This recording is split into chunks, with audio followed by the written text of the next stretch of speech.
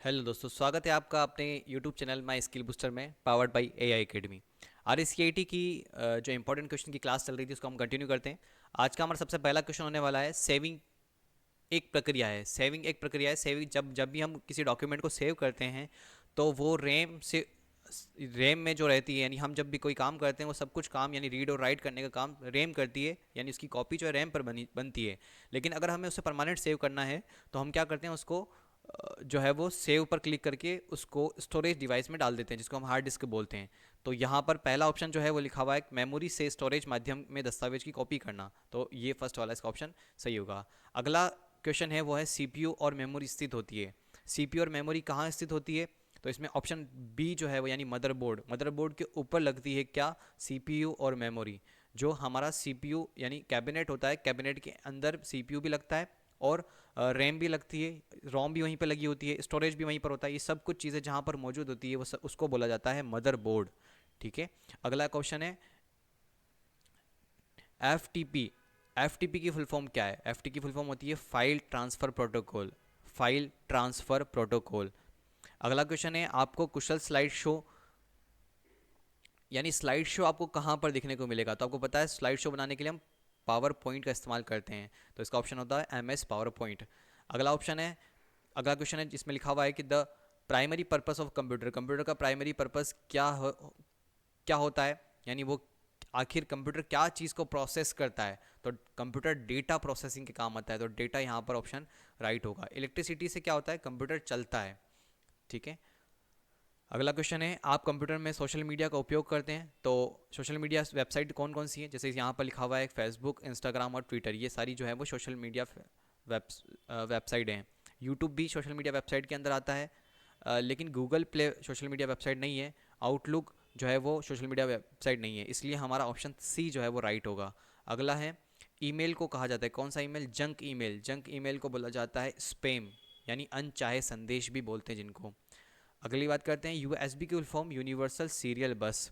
अगला क्वेश्चन है टीबी, केबी, GB, MB में बताइए कि सबसे छोटी कौन सी और सबसे बड़ी कौन सी है?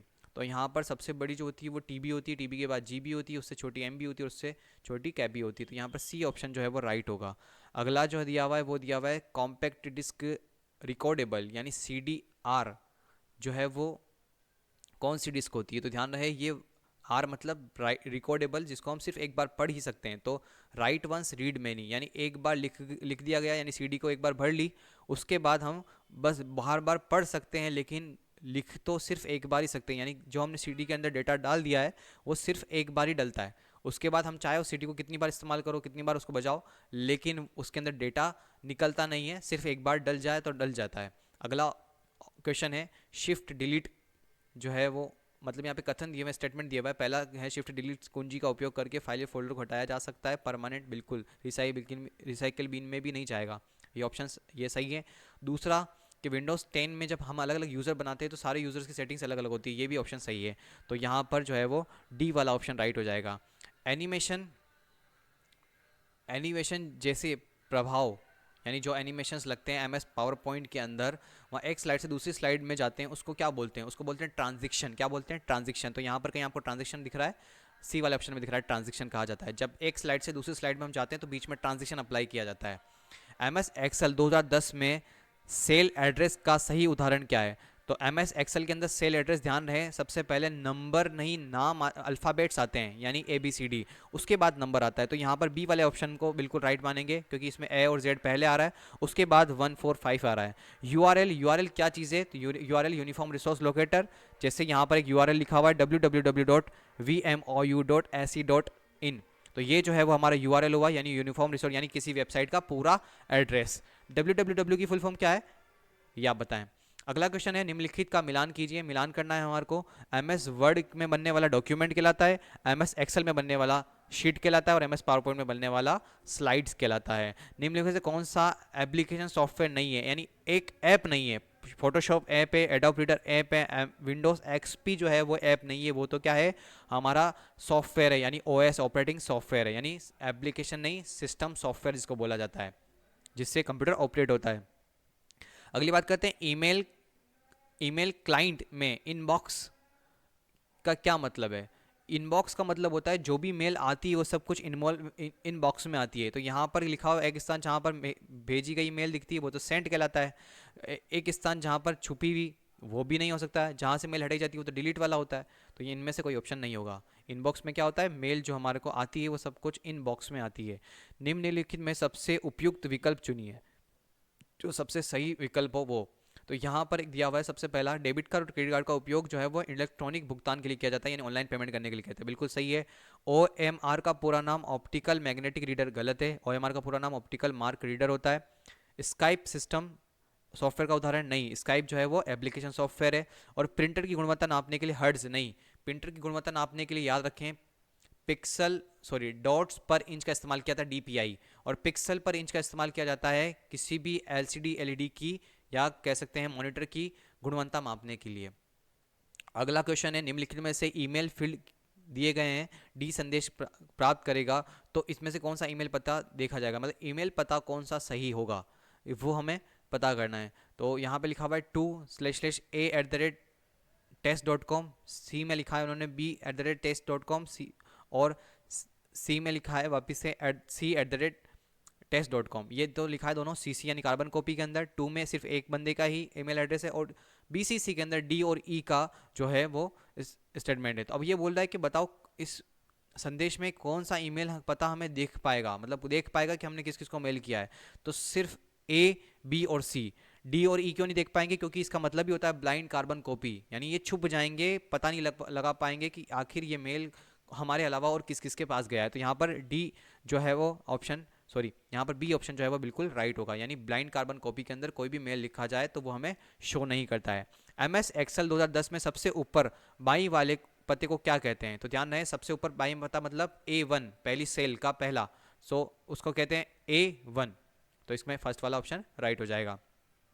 एमएस एक्सेल 2010 में एक टूल है जो कि अज्ञात मान की गणना करने के उद्देश्य के पीछे की ओर को काम करता है, पीछे की ओर को काम करता है, कम करता होगा, चलो ठीक है देखते हैं इसमें क्या इसका आंसर होता है गोल सिक, जो बैकवर्ड के पर्पस को कैलकुलेट करता है, यानी बैक में जो चीज़ें चलती हैं उनको कैलकुलेट करने के लिए गोल सिक का इस्तेमाल किया जाता है।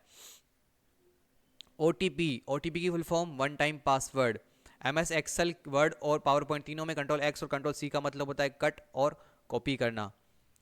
अगला क्वेश्चन है, यदि कोई कंपनी ब्रोशर के प्रत्येक पृष्ठ के नीचे अपनी कंपनी का नाम लोगो शामिल करना चाहती है तो उसके लिए वो क्या करेगी, तो ध्यान रहे इसके लिए वो फूटर का इस्तेमाल करेगी। हेडर हेडिंग के लिए फूटर जो है वो नीचे लिखा था, जैसे जहाँ पे पेज नंबर 1, 2, 3, 4 आते हैं, हमारे बुक के अंदर भी ऐसा होता है। तो ये सब कुछ कहाँ से लगता है, फूटर से लगता है, जो सब में रेगुलर पेजों में आता जाएगा।